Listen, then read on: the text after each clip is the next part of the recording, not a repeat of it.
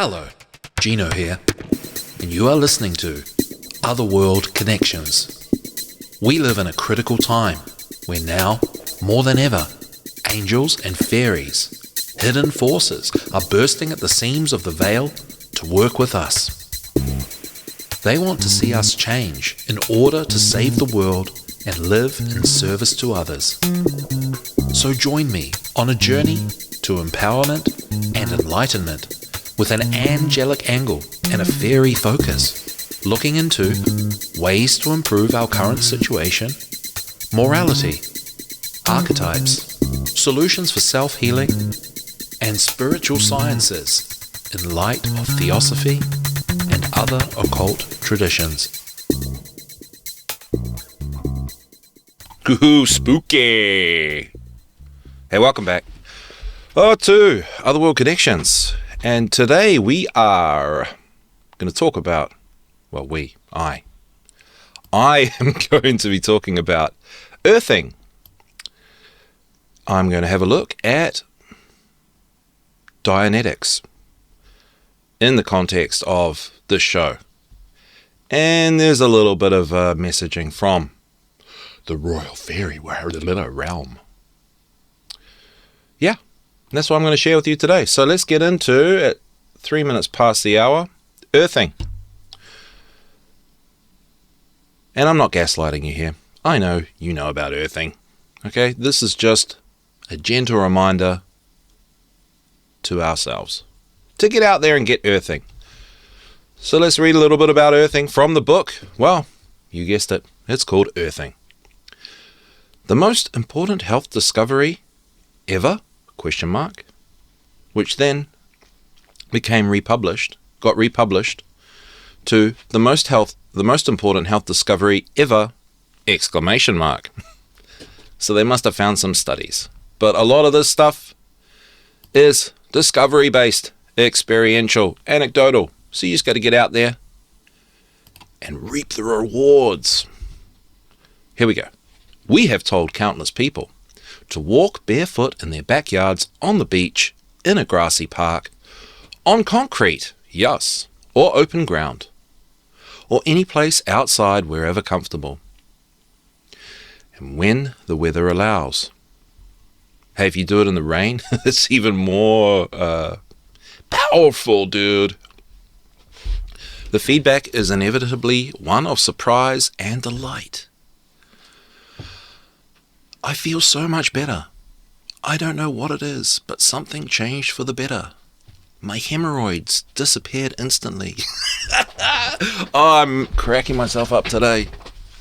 Everybody knows that walking is a healthy way to get physical activity. During the day, it's also a good way to get vitamin D. You get sunshine's vitamin D from above, plus the anti-inflammatory energy from the earth below. Physical activity, vitamin D, earth energy, it's a trifecta. And that's a good time at midday. Midday, bare feet, bit of a walk. Do you think I do that? No. Do I try to? Yes. I did it and I got a parasite. I walked near a farm and some worm went in my foot. And another time I cut my foot. And yeah. But you can get earthing shoes now. There are quite a few companies online. So if you don't mind looking ridiculous out there in public, you can get some earthing shoes. They look like socks with individual toes. You can get those and protect your feet and earth. And you can also get those. I've seen people put rivets in the sole of their shoe, so you can sacrifice some shoes specifically for your earthing walk, and you can put rivets in the sole of your shoes. Put your shoes on barefoot so your skin's touching the metal, and the metal is touching the ground. And concrete is legit for earthing, so that's pretty cool. Okay, back to the reading. Of course, Earth's energy is there for your taking anytime, day and night. It's free. Nobody has to pump it into your body like gasoline in a car. It's not a pill. It's not a potion. It's not an ointment. It's just something in the ground, on the ground, and from the ground, right there beneath your feet. It's always been there and always will. You can have as much of it as you want. No limit. Everybody talks about green energy these days. This is earth energy, both the original and ultimate form of green energy for your body and well-being. Remember that the sole of the foot has more nerve endings inch for inch than any other part of your body.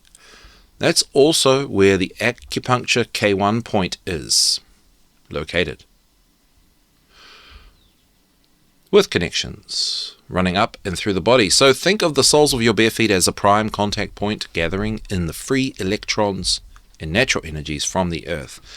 Here's another feature of the soul, S-O-L-E. It is endowed with more, and that's probably green language there, right?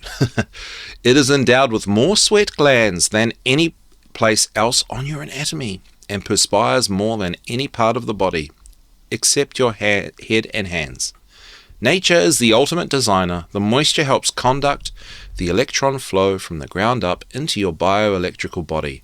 Nylons and cotton socks are okay. Yeah, I'm surprised about nylon. I didn't think nylon was okay because, well, yeah, it's nylon, right? Moisture will penetrate them, but barefoot is best. Okay, so it's going off the moisture connection. Okay, that's fair enough. But barefoot is best. I didn't know it was to do with moisture there. I thought it was to do with, well, moisture is a conductor, right? Barefoot is best, yes, okay. And, we got, well, we're out of time for this segment already, but I will say that what I do, if you're someone like me that spends way too much time sitting at the desk in front of the computer, what I've got here is a guitar cable, and that's plugged into one of the channels on one of my preamplifiers. So audio gear is low voltage. Obviously don't mess with the power the power section. Do not mess with that unless you buy those special products. But what I'm trying to say is you could buy a cheap little guitar amp and have that switched on, plug a guitar cable in, and make contact with the guitar cable, the jack, the metal bit, and that noise that you probably know, that bzzz, bzzz, when you touch the cable and let go, that's because you are earthing yourself. So that's what I do. I have, I'm plugged in. I'm plugged in right now. Okay, so that's earthing. So just a reminder, not a gaslight. You know, get out there and do the earthing, because that's a gateway to the helpers. And there are other ways to put that, but that's how we're putting it on the show. All right, the next segment, traveling companions. I'm having a sip of my coffee. I'll put that on mute. Oh yeah, it's already cold. It's a cold morning here in New Zealand, Central Plateau. All right. Right, traveling companions. So this is just a little reading I do for all of us. The best way to accomplish a goal is to let go of unexpected news or events that cause disruption.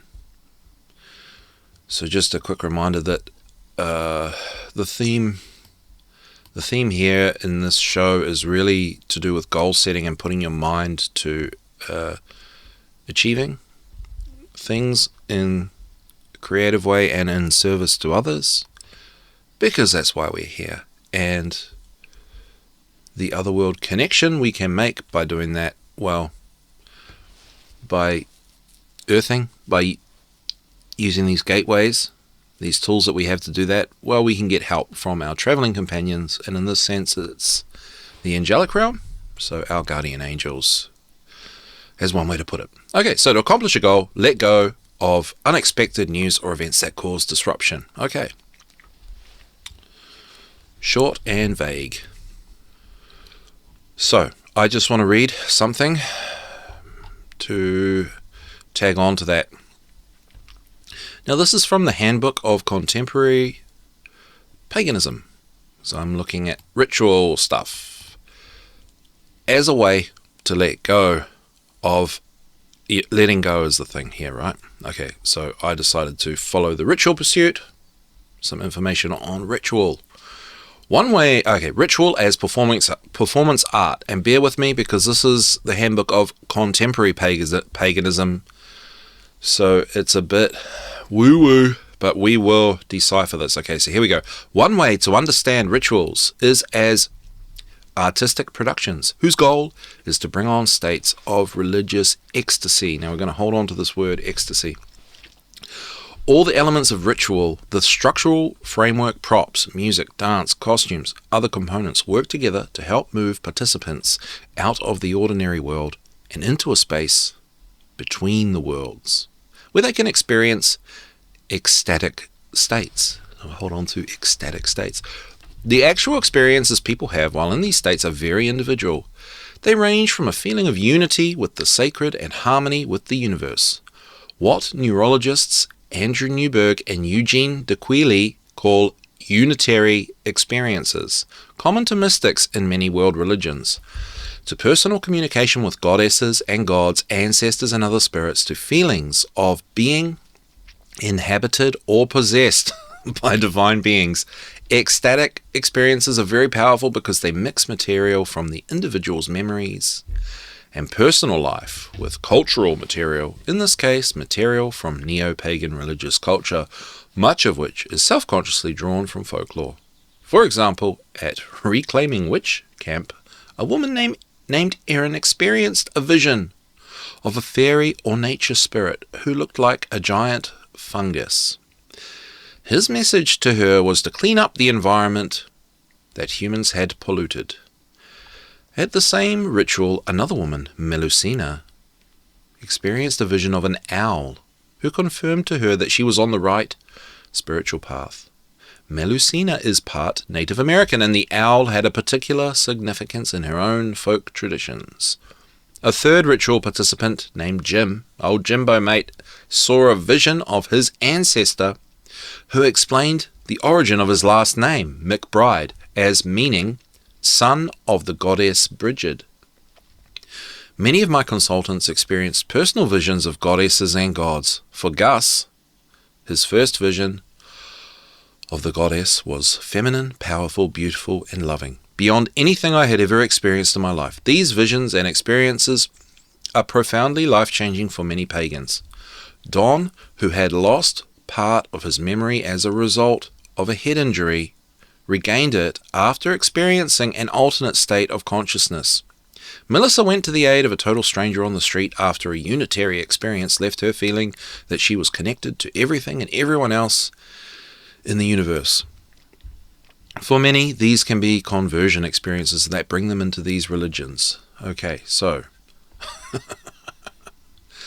yeah, I wonder how much those people paid to be there. You're really going to have an ecstatic experience if you pay $5,000 to do a ritual with the self-proclaimed witch. You're going to be like, ah!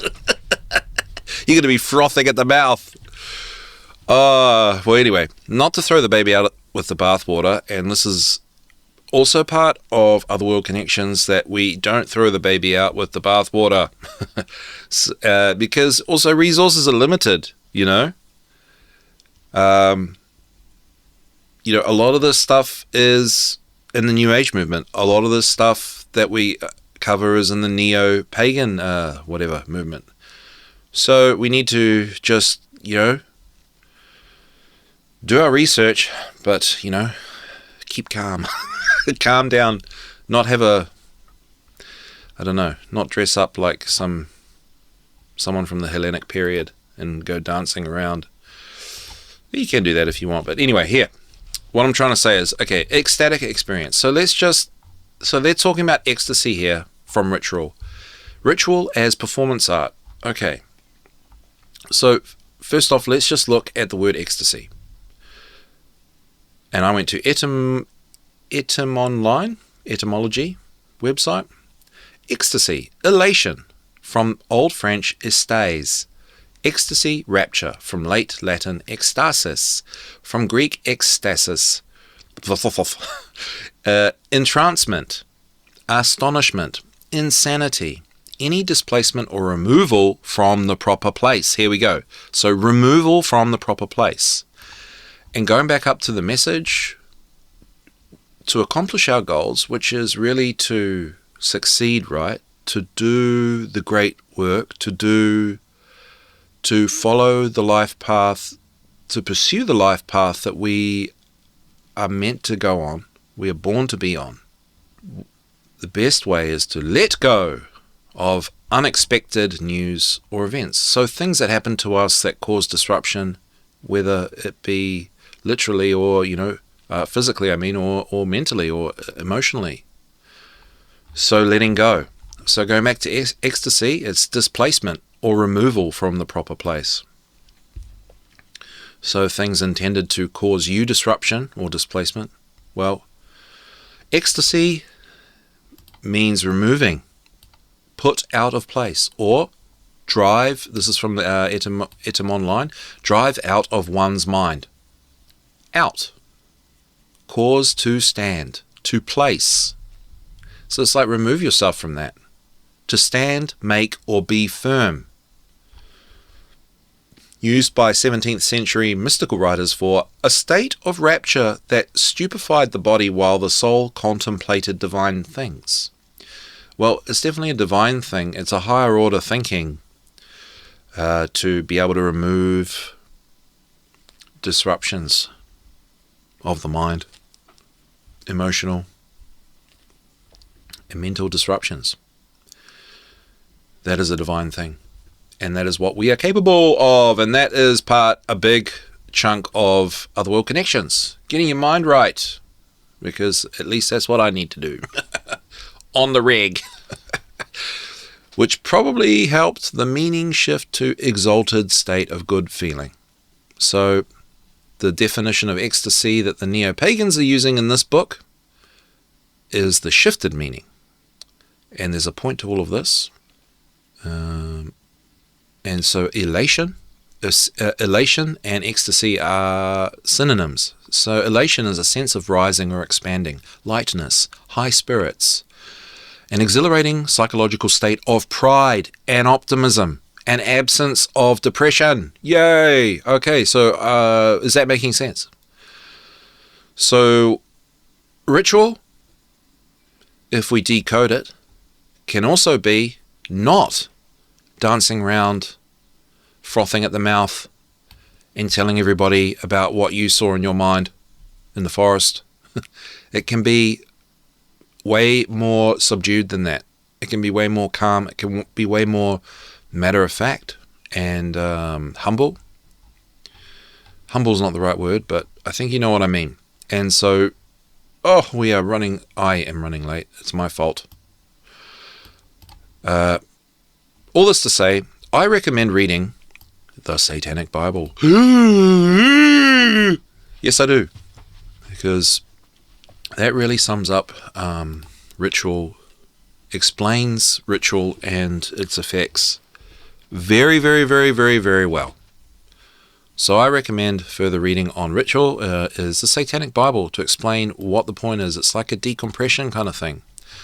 Okay, so going back to the message, to get your goals, to achieve your goals, to get ahead, to move forward, to create, to be in service to others, I recommend, and the angels recommend, letting go of your problems. And a way to let go of your problems is by doing rituals. And I do want to say that you don't have to dress up. You don't even really have to buy all the different colored candles or anything like that. Just, have a look at some rituals that look pretty cool and are related to the disruptions that go on in your life. Okay, messages from the she. Next segment. Running out of time. Lying to yourself. To neutralize the self-deceit, you need to master contentment. An act of willpower is required to create a vision of purification. Make this vision the one thing that you fight to achieve. Okay, So what does contentment mean? It is a state of being, according to Wikipedia, in which one is satisfied with their current life situation and the state of affairs in one's life as they presently are. If one is content, they are at inner peace with their situation and how the elements in one's life are situated. So, you got to lie to yourself to stop lying to yourself. It's a Joe Dispenza thing. It's a Bruce Lipton thing. It's a Joe Dispenza thing, right? Feel the success, feel the content, feel that feeling. That's a tricky one. The fairy realm says that this vision, this feeling, this vision of contentment should be the one thing that you fight to achieve. And that's where I'm at, because how else do things happen?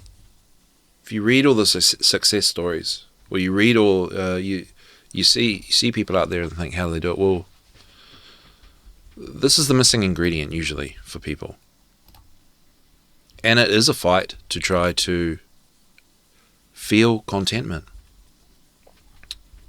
And that's why we do the Pepsi challenge here at Otherworld Connections. Imagine yourself chilling out and drinking a Pepsi. Can you do it and feel content? Because besides that, Pepsi is the devil's pee. Can you just feel content? So anyway, do the Pepsi challenge. That's good practice. And according to the fairies, they want to see us all practice feeling content. And I'm talking to you guys. I'm not talking to everyone. I'm not talking to the public. I'm talking to people that are in the know, right? I know you guys know your stuff. So this is for all you guys, because we're all of us, because we're the ones that have to change the world, because we're not dum-dums. All right. So we're looking at Dianetics. And I think, yeah, okay.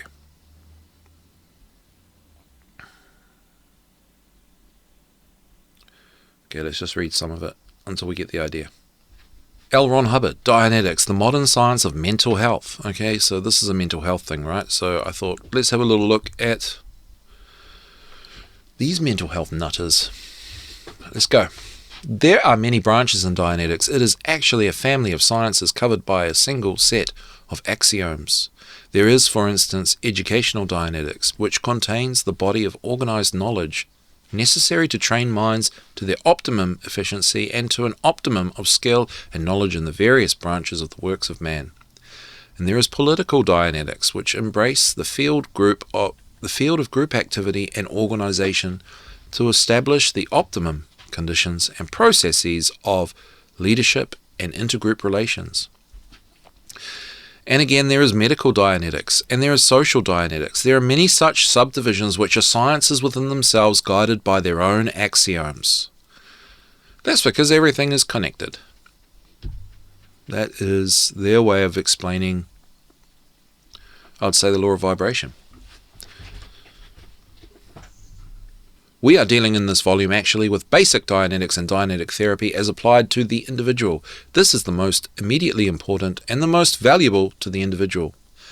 But no book on Dianetic therapy would be complete without a mention of a branch of Dianetics which some say is even more important to the race than the therapy. This is preventative Dianetics. If one knows the cause of something, he can usually prevent the cause from going into effect. The discovery and proof of Ronald Ross that the malaria germ was carried by the mosquito makes it possible to prevent the disease from committing the ravages it once enjoyed at the expense of mankind. Similarly, when one knows the cause of aberration and psychosomatic illness, he can do a great deal toward preventing them. Okay, little side note there. So that's true, right? You got to know why you're messed up. And that is a massive roadblock. Okay, so do what you can to figure that one out. Good luck with that. That's where I would recommend conventional psychotherapy, dare I say, even if you know the difference between right and wrong, which generally psychotherapists don't want to talk about. So, being aware of, what you are reacting to and responding to, and then going deeper. Okay, while preventative Dianetics is a large subject infiltrating the fields of industry and agriculture and other specialized activities of man, its basic principle is the scientific fact that engrams can be held to minimal content or prevented entirely with large gains in favor of mental health and physical well-being, as well as social adjustment. And I think these engrams are the things that Scientology, Church Scientology, hold over people's heads when they sign up, I'm pretty sure. So these engrams are these negative things. I'm pretty sure that, become part of you from, it's basically trauma, right? The resonant energy of trauma. I think that's what they mean. The engram is actually, here we go, is a simple thing. Engram is a simple thing. It is a moment when the analytical mind is shut down by pain, drugs, or other means, and the reactive bank is open to the receipt of a recording. When that recording has verbal content, it becomes most severely aberrative. When it contains antagonism on an emotional level, it becomes very destructive. When it is intensely pro-survival in content, it is most certainly capable of thoroughly deranging a life.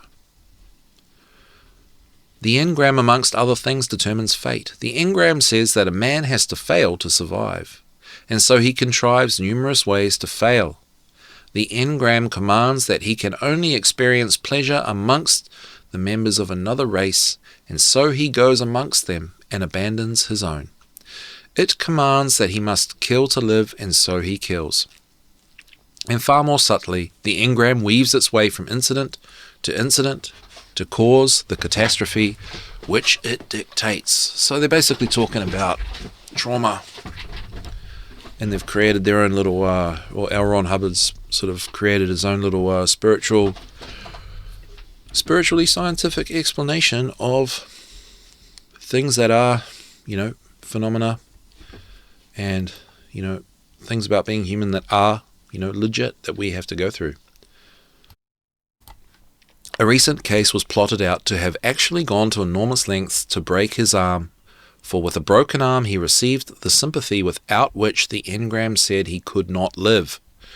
The plot covered 3 years and 100 apparently innocent incidents, which, when netted together, told the story. So, so they're identifying the cause of problem, or they're objectifying. So they're almost anthropomorphizing the problem, right, as an entity in a way. And it works for a lot of these people in these churches, besides the blackmail. So anyway, the whole point of reading this is just to affirm these messages that we are sharing today. Separating yourself from the disruption, letting go. So identifying and releasing. Okay, just back to the reading.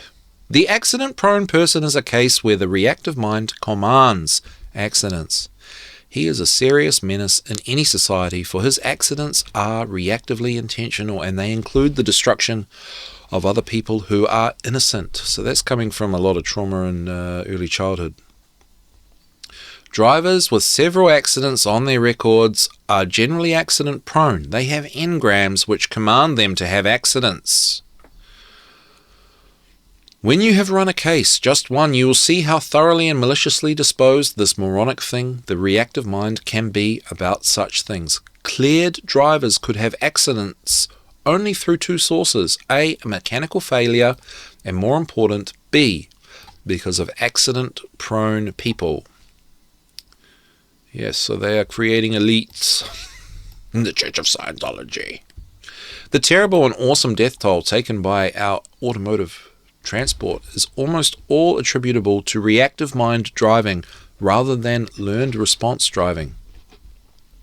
The apathy of this society is measured by the fact that it does not act severely to prevent all automotive accidents. Just one broken windshield is one too many. Now that an answer is to hand, action can take place. The aberree, which is like the victim, I guess, in thousands of ways complicates the lives of others. Preventative Dianetics makes it possible to sort out the aberree who is accident-prone and bar him from activities which will menace others. This is one general aspect of preventative Dianetics, that the aberrees so isolated can be cleared is another type of problem. The other general aspect of preventative Dianetics, and the more important, is the prevention of engrams and modification of content, both on the social and the individual scale. So they're trying to reach this perfection, which is the goal here in this Dianetics, right? On the social scale, one would delete from the society that the causes of aberration in that society as if he were deleting engrams from the individual. In the same way, one can prevent the social causes from occurring in the first place. In the individual, the prevention of engrams is a very easy matter. Once the source of aberration and illness is known, one can prevent the source from entering a life. If the source has been known to enter, one can prevent the next step. Key in. Of course, the final answer in all this is therapy to a clearing. But there is one aspect of the source which is not so answered. The child cannot be safely cleared until he is at least 5 years of age, and current practice is to place the figure at about 8 years, which is when the young child comes online and loses the first set of teeth, or the first change of teeth. So becomes self-aware. Improved address to the problem may reduce this figure, but it cannot be reduced below the age of speech unless someone in the future invents a catalyst which simply clears out the reactive mind without further treatment. Not as wild as it may sound. But just now, and probably for a long time to come, the child will remain a problem to Dianetics. Dun, dun, dun. Childhood illness is chiefly derived from engrams. It is most likely to be severe before the age of speech, and the number of deaths within the first year of life, while medicine may reduce them, is yet a serious thing. Preventative Dianetics addresses the problem in two phases. First, the prevention of engrams, and second, the prevention of the key in. Taking the key in first, which I'm assuming is like where it actually becomes, part of you. There are two things which can be done to prevent it. The child can be given a calm and harmonious atmosphere, which is not re-stimulative. Or if the child appears to be re-stimulated despite kindly treatment, he can be removed to another environment, which will be minus the two most certain sources. I strongly disagree with that. His father and mother, which will contain a source of affection. The test of whether or not a child is re-stimulated pre-speech or post-speech is very simple. Is he susceptible to illness? Does he eat well? Is he nervous? There can be actual physical things wrong with the child, of course, but these are quickly established by a doctor, and they lie in the category of physical derangement. Quarrels within the hearing of a child, loud noises, frantic conduct, drooling sympathy when he is sick or hurt. These things are some of the key-in catalogue. These make a child ill physically and aberrated mentally by keying in his engrams. And nobody can say how many he has. The primary source of prevention lies in the field, oddly enough, of the regard in which another person is held, his mother. I just want to step out and say part of why I'm reading this is to highlight, I think it highlights quite well, at least here in Dianetics, L. Ron Hubbard is very aware of, how sensitive we are, or how much we are affected by what goes on around us when we are young. And he's obviously striving to achieve this engram, quote unquote, free paradigm. And, so this is really just to highlight how messed up we can actually really be. And we'll tie that into the ritual above. That's why ritual is good, to let go of some things, right? It's one of the tools in the toolkit here on Otherworld Connections. Let's go back to the reading. We have a bit more time. It is not biological love which makes mother play such an enormous role in the life of a human being. It is the simple mechanical truth that mother is a common denominator to all the child's prenatals.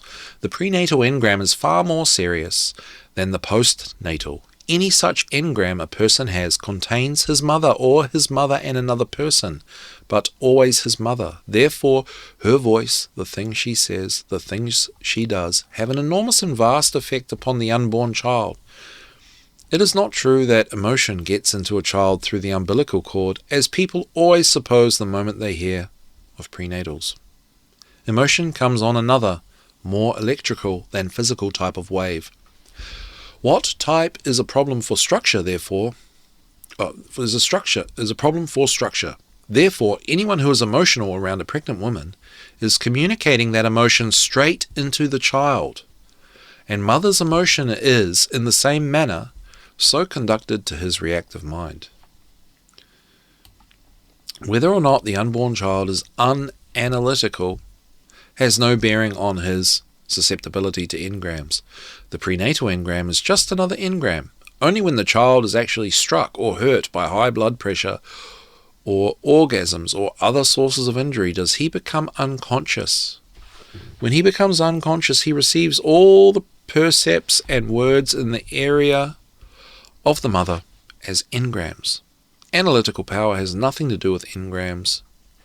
If the child is unanalytical, this does not predispose him to engrams. If the child is unconscious or hurt, it does. The presence or absence of analytical power has nothing to do with whether or not engrams are received. Mother's act of tying her shoes in the later stages of pregnancy even may be severe on the child. Mother's strain when lifting heavy objects is particularly injurious, and mother's collision with objects like a table edge might well crush a baby's head. The repair facilities of the unborn child, as mentioned elsewhere, are far above anything ever before discovered. The child may have its head crushed, but the blueprint is still there and the building materials and repair can be made. So it is not a case of the child being all right just because it can live through almost anything. It is a case of whether or not these injuries are going to have high aberrative value as engrams. Okay, so we're sensitive. Okay, so we've probably all got a lot more trauma than we think.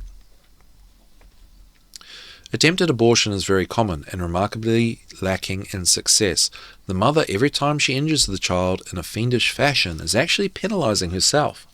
Morning sickness is entirely engramic, so far as can be discovered, since Clares have not so far experienced it during their own pregnancies. And the act of vomiting because of pregnancy is via contagion of aberration. Actual illness generally results only when mother has been interfering with the child either by douches or knitting needles or some such thing. Ugh. Such interference causes the mother to become ill, and from an actual physical standpoint is much harder on the mother than on the child. Morning sickness evidently gets into a society because of these interferences, such as attempted abortion and, of course, injury. This entire field has been a subject of considerable research in Dianetics. Much more research must be done. These conclusions are tentative, but the conclusion that the engram is received and that it is as violent as its content, rather than its actual pain, is a scientific fact and not in any way a theory. It is as real a discovery as gravity. Preventing these engrams is the first consideration. Preventing them from having any content is the second. Women who lead peasant lives doing heavy labor are subject to all manner of accident.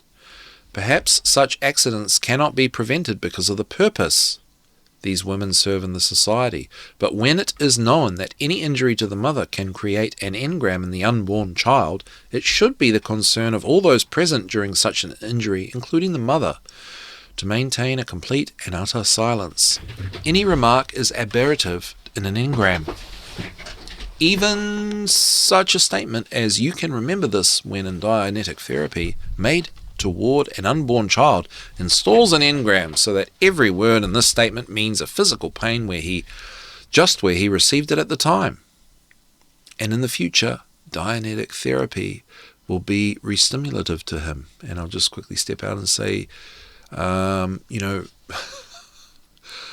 don't know, like when friends bring up something really embarrassing that you did when you were younger. How does that feel? So I kind of agree what's being said here. So there's an element of silence as, something that's helpful in these, in terms of like trauma, getting your mind right and moving forward with your goals. We've talked about silence in one of the last episodes, but I just wanted to put that in there, and we'll dive back in right now. Okay, the doctor punching around to find out if the mother is pregnant may well say, well, it's hard to tell this early. The patient in Dianetic therapy years later will return into the vicinity of this incident only to draw a blank until the Dianeticist suddenly guesses the content from how the patient describes his reactions. If the doctor is very tough and says, "You had better take good care of yourself, Mrs. Jones. If you don't, you'll be mighty sick," the child, unconscious from the examination, no matter how mild it is, will get a mild hypochondria when the engram keys in and be very concerned over his health. Okay, that's like the law of vibration, right? So words are more powerful than we are consciously aware of in the motion of life. If the husband uses language during coitus, every word of it is going to be engrammic. If the mother is beaten by him, that beating and everything he says and that she says will become part of the engram.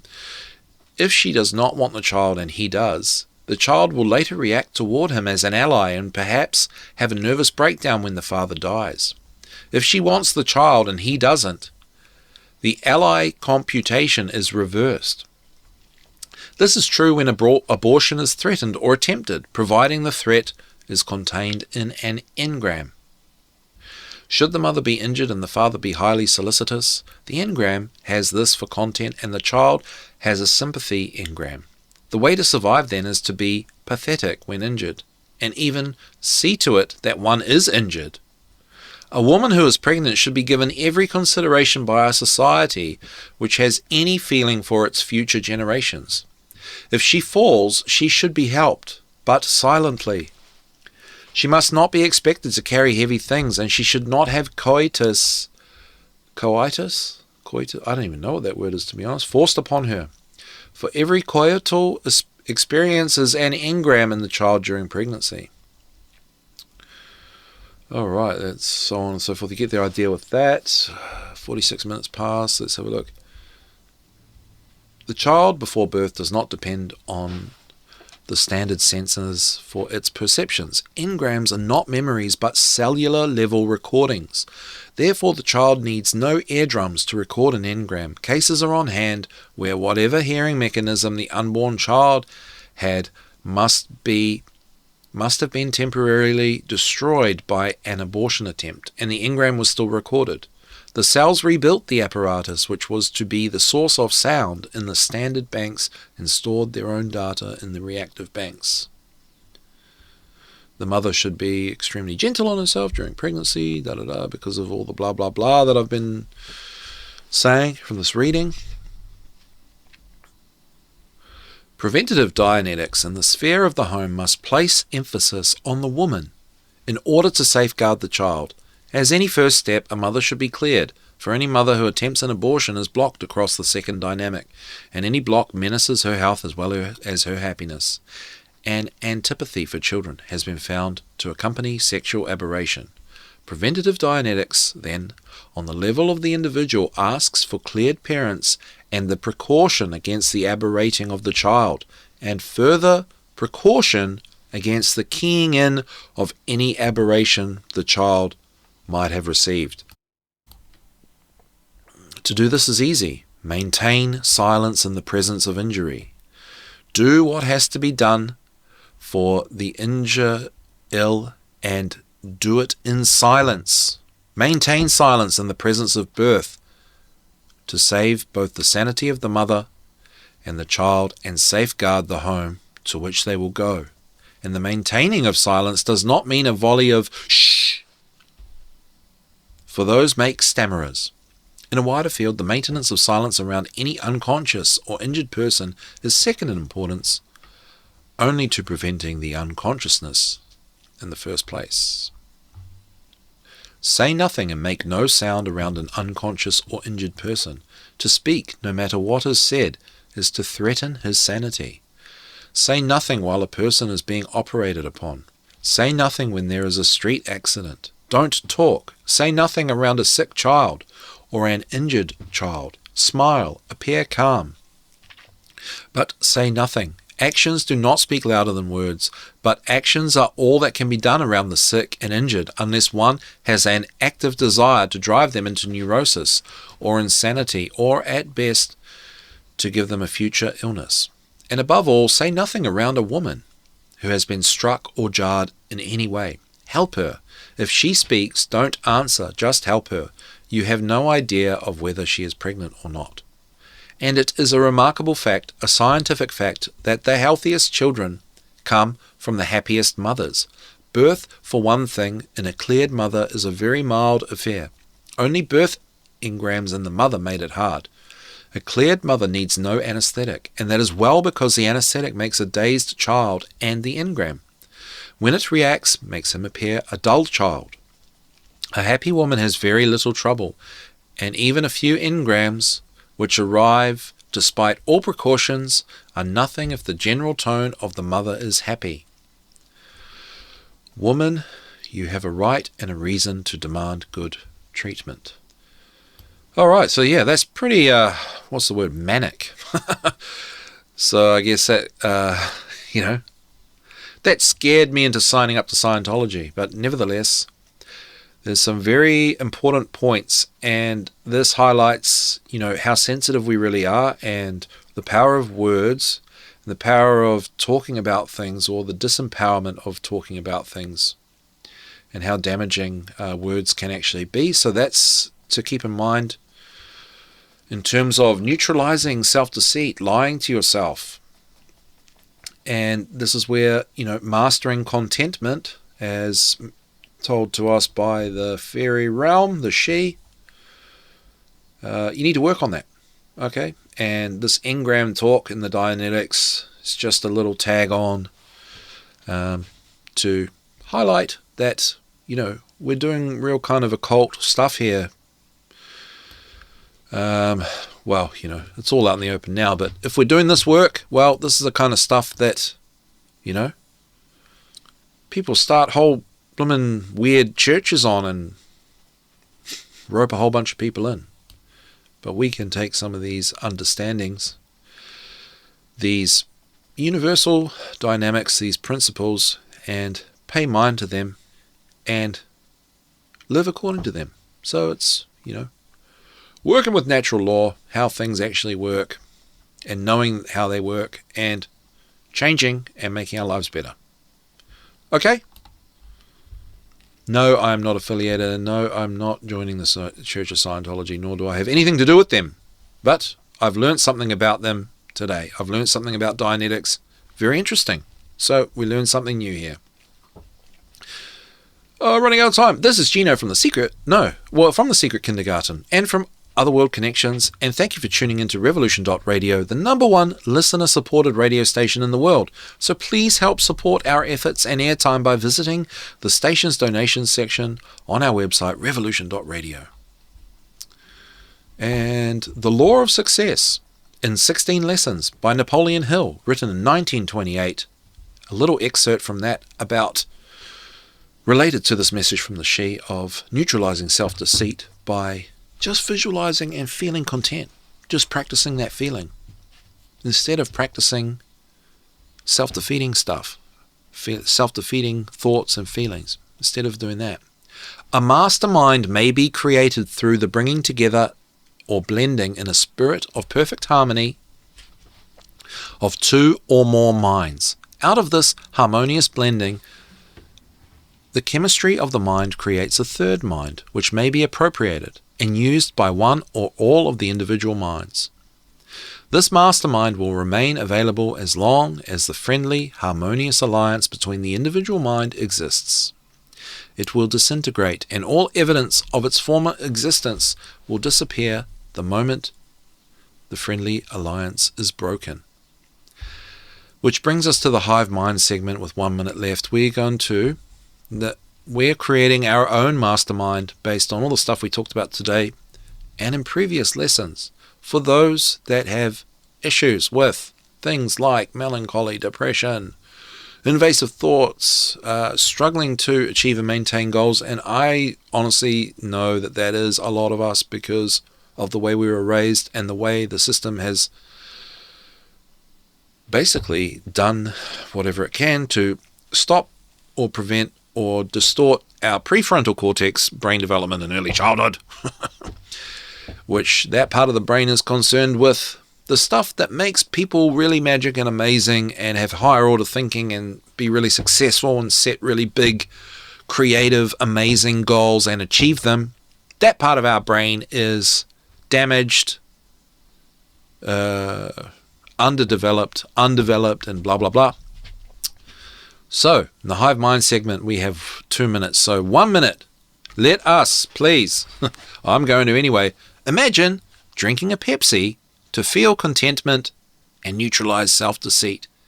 Can you just sit there and in your mind enjoy a nice, cold, refreshing Pepsi Cola?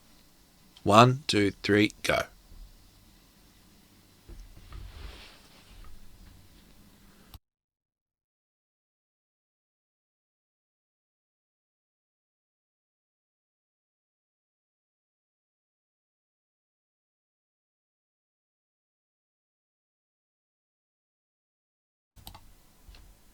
Okay.